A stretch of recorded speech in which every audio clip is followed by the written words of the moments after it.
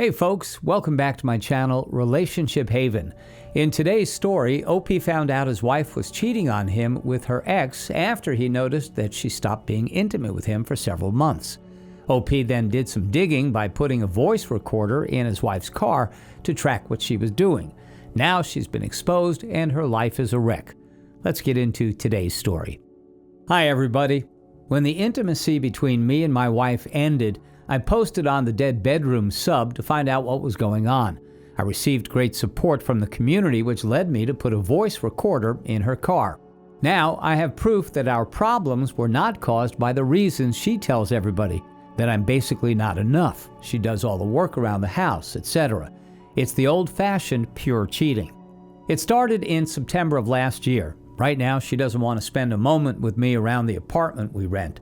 She always has stuff to do and goes to her parents or friends. The recording tells it all. She mentions that she loves him and that she wants to visit him and have sex with him. She also told him that she will be his wife and that she'll leave me soon. Point is, she doesn't know that I know. All her family and friends don't know. They just think we have a temporary crisis. She is one of 3 sisters, Catholic, and goes to church every Sunday. We live in a small town, about 20,000 people. I feel like she will file for divorce very soon. I can see she is suffering with me in the apartment and she can't handle it anymore.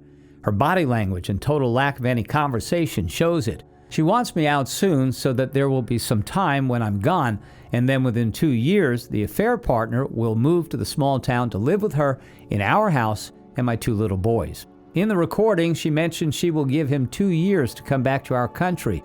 People will understand that she needs a father for her kids and won't complain. The affair partner is her first boyfriend. They were together for 7 years before she married me. We are 9 years together. The affair partner is living abroad but visits our country frequently. Update. I met with the attorney and learned some significant things. It turned out going the burn her world way would not be so smart. The reason for that is that we have kids, and I have to co-parent with her for the next 15 to 16 years. Another reason is I have a lot of respect for her family, and I don't want to get them involved in the divorce as witnesses. After our conversation, the attorney sent her papers. They were set to be delivered right after Easter in Poland. It lasts 2 days here. It was Sunday and Monday. Yesterday, Tuesday, I had a day off work and I was taking care of my 1-year-old son. She went to work to the capital city 1 hour away. In the meantime, my brother helped me take all my stuff from the apartment and put it in his car. The postman delivered the divorce papers so we could divide everything like civilized people and divorce amicably. The paper states that she is in a relationship with this guy, first and last name, and it's the reason the divorce will happen. The evidence I have will serve as leverage when establishing child support, etc. When she entered the house, I told her that I know everything and had irrefutable proof. I'm deeply wounded by it, and she needs to contact my lawyer. Then I gave her the divorce papers and left to visit her parents. Of course, she started asking what I know and denied everything. Her parents were in shock but believed me. I recorded it all just like my attorney ordered me to do. It started with my questions, if they think I'm a good, caring husband and father. They approved, and now she can't use them as witnesses against me in court. Like I said, they believed me and understood it's a horrible thing she's done and she destroyed everyone's life. I thanked them for understanding and went to the capital city.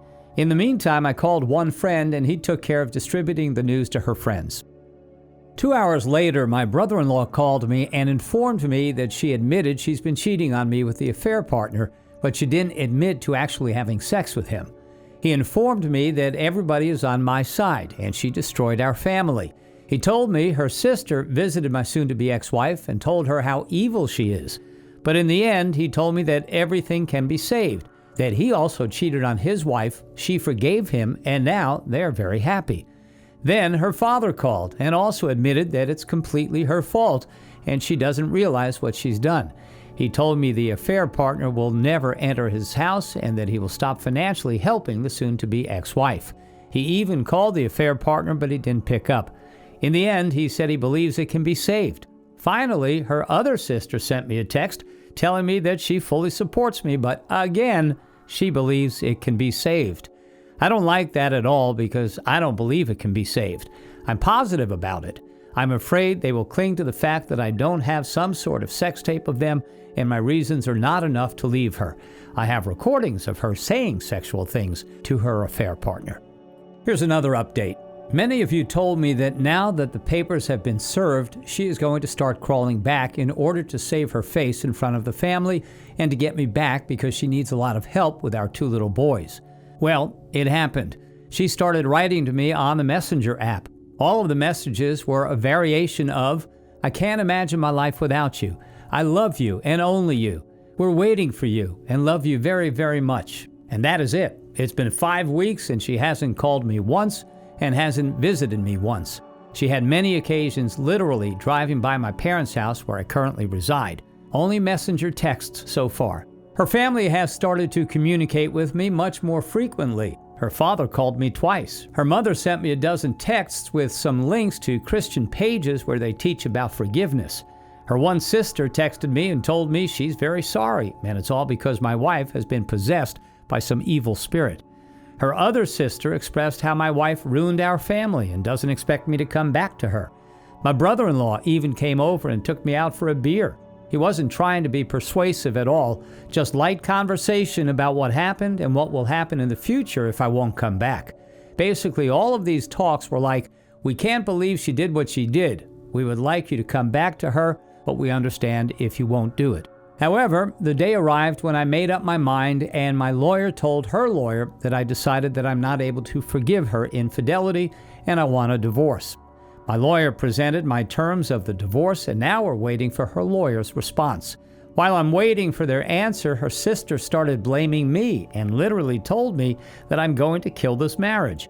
She stated very clearly that it was my wife who started all this by being very selfish, but right now she is very sorry, she's crying, and wishing she could turn back time.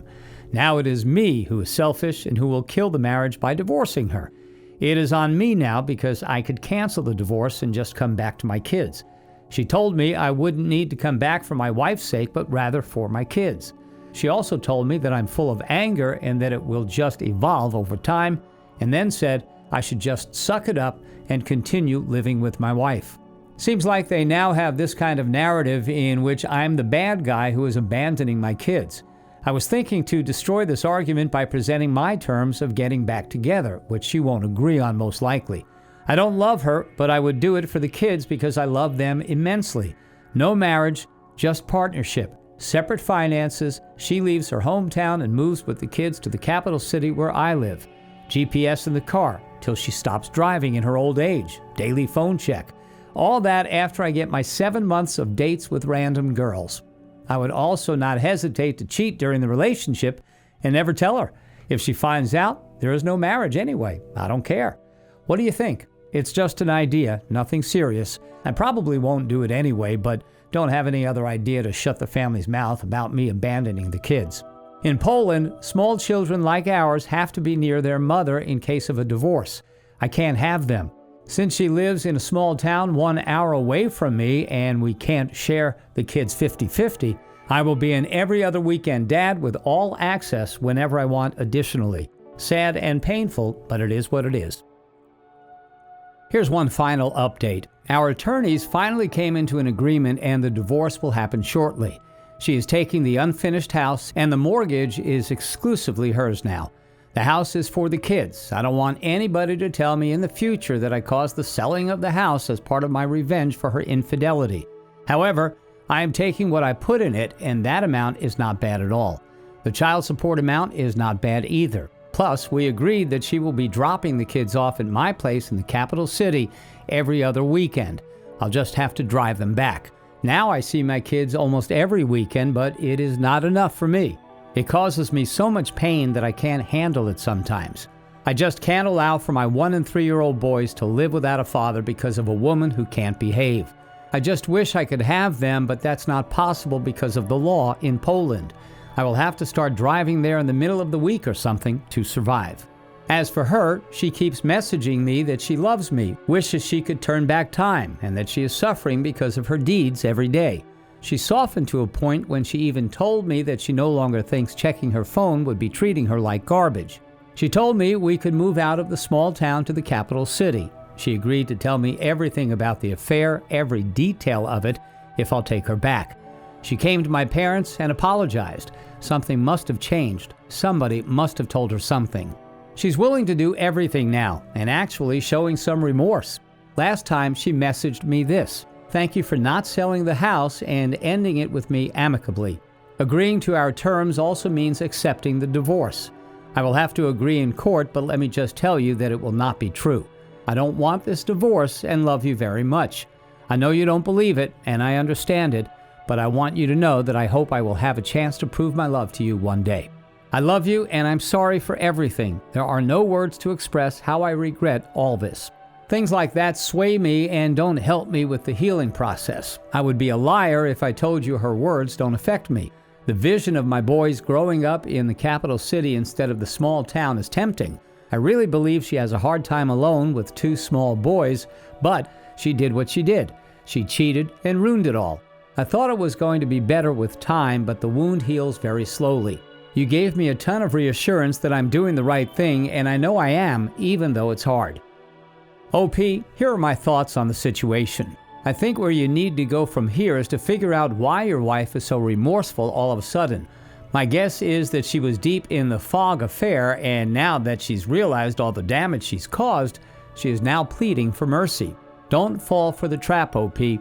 It's also possible that her affair partner broke up with her and wants nothing to do with her anymore. I understand that you think staying with her will be best for the kids, but that will come at the expense of ruining your mental health. If you take her back, you will never be happy and will be reminded every single day of your life of what she did to you. Don't put yourself through that, OP.